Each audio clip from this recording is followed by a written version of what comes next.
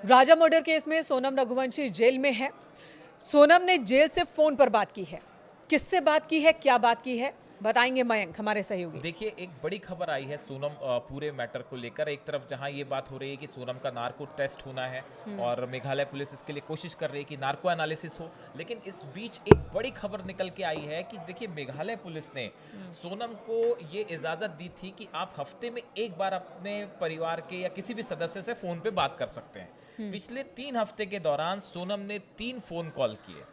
परिवार के लोगों को और या कहीं अब और? ये बड़ा सस्पेंस है कि सोनम ने 3 कॉल किसको किए।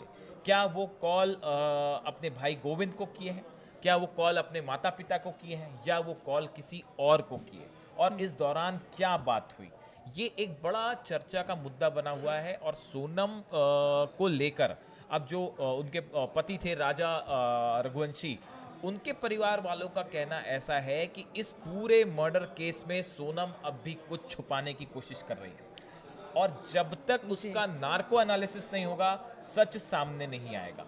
और जो फोन कॉल वाली आपने बात की है, बताया जाता है कि राज और सोनम अब भी पुलिस के सामने अपना स्टैंड बार बार बदलने की कोशिश करते हैं। मानो वो कोशिश कर रहे हैं कि पुलिस को बरगलाने किसी की। तरह बरगलाने की कोशिश की जाए।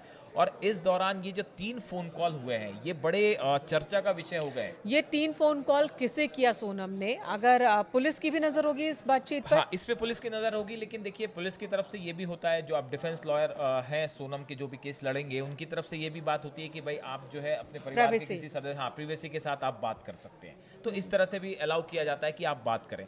लेकिन देखिए, पुलिस तो इस हालात पे नज़र बनाए हुए है पूरे मैटर पे। लेकिन अब सोनम ने किससे बात की? देखिए, इस पूरे मैटर में जो सोनम के परिवार वाले हैं, वो भी सवालों के घेरे में हैं। कोई एक कड़ी जो अभी भी मिसिंग है बिल्कुल मयंक। बिल्कुल कड़ी मिसिंग है। सिर्फ कड़ी मिसिंग नहीं है, अभी तो लगता है कि मोटिव के लेके ही सवाल है। मेघालय पुलिस के लिए भी बड़ी हैरानी की बात है कि एक लड़की की शादी हुई और शादी के 4 दिन भी नहीं हुए और उसका अपने पति के खिलाफ इतना आक्रोश हो गया, गुस्सा हो गया कि वो उसका कत्ल कर दे। नहीं, उसको मोटिव तो पहले पुलिस ने क्लियर किया था। क्लियर राज के किया साथ था, संबंध क्या, अब उसमें डाउट की वजह क्या है? लेकिन मेघालय के डीजीपी ये कह रहे हैं कि अभी फौरी तौर पर ये तो लव ट्रायंगल का मामला लगता है, लेकिन हम कई और एंगल से भी इस बात की जांच कर रहे हैं, क्या इसके पीछे कोई और मोटिव भी हो सकता है। देखिए, इस पूरे मामले में जो गोविंद है, जो सोनम के भाई हैं, उन्होंने ये कहा है कि मैं सोनम ने अगर कत्ल किया है तो मैं उसके खिलाफ हूँ, मैं चाहता हूँ उसके खिलाफ उसको सख्त कार्रवाई। मयंक, शुरू से हम इस केस को देख रहे हैं। जब से ये बात सामने आई, जब दोनों मिसिंग थे, दोनों के परिवार वाले उन्हें तलाश रहे थे, तब भी बहुत चर्चा हमने की थी कि क्या क्या हो सकता है। तब आपने बातचीत में ये भी कहा था कि मुमकिन है कि सोनम ही इस वारदात को सोनम ने अंजाम दिया हो। सोशल मीडिया पर भी ये चर्चा चल रही थी। तब मैं मानने को तैयार नहीं थी आपकी बात, लेकिन बाद में पुलिस की जांच में यही थ्योरी सामने आ गई। अब गोविंद, ये जो कैरेक्टर है, कई कैरेक्टर है, लेकिन गोविंद जो सोनम के भाई हैं, उनका स्टैंड बार बार बदलता दिख रहा है। बिल्कुल, पहले वो हाँ। बहन की तलाश करते हैं, बहन उन्हीं को फोन करती है, बहन हाँ। वहां मिलती है, और उसके बाद गोविंद कहते हैं कि मेरी बहन ऐसा कुछ कर नहीं सकती, उसके कोई हाँ, संबंध ये नहीं है। बाद में वो बिल्कुल, मान जाते हैं। ये बहुत अजीब सा हाँ, कैरेक्टर है। इनके परिवार के कई सदस्य ऐसे हैं जिनको ये लेकर ये कहा जा रहा है कि सोनम की माँ को तो पहले से ही पता था कि क्या उनकी बेटी क्या कर सकती है। ऐसी बात सोनम के भाई को लेके भी कही गई। और अब सोनम ने किनसे फ़ोन पे बात की है और क्या बात की है, ये दोनों चीज़ें ऐसी हैं जिसको लेके अब राजा के परिवार वाले जो है वो सवाल उठा रहे हैं। वो ये कह रहे हैं कि सोनम की किनसे फ़ोन पे बात हुई है, ये पब्लिक होना चाहिए कि सोनम ने जो 3 कॉल किए जेल से, ये किसे किए हैं, उनसे क्या बात की है, ये बात सार्वजनिक होनी चाहिए।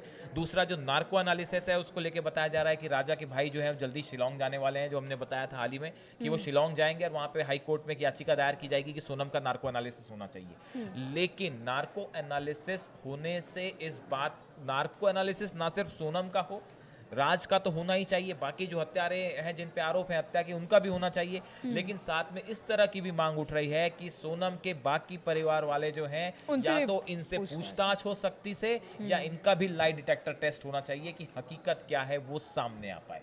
तो इस तरह से देखिए, इस पूरे मैटर में अभी भी बहुत सारी कड़ियां हैं जो आपस में जुड़ नहीं पाई हैं, और अभी भी एक बड़ी पिक्चर अब भी सामने आनी बाकी है। तो इस पर हमारी नज़र बनी हुई है कि सोनम के मामले में, राजा रघुवंशी मर्डर केस के मामले में जांच कैसे आगे बढ़ रही है। शुरुआती जांच तो बहुत तेज़ी से आगे बढ़ी, लेकिन अब जो कड़ियों को जोड़ रही है शिलोंग की पुलिस, और उनको अपने केस को और मजबूत करने के लिए कुछ और तथ्यों की, साक्ष्यों की ज़रूरत है, उसे लेकर ये मामला अब धीरे धीरे आगे बढ़ता हुआ दिख रहा है और कई सारी पेचीदगियाँ भी अब नज़र आ रही है इस केस में। धन्यवाद मयंक, इस वक्त पूरी बातचीत के लिए।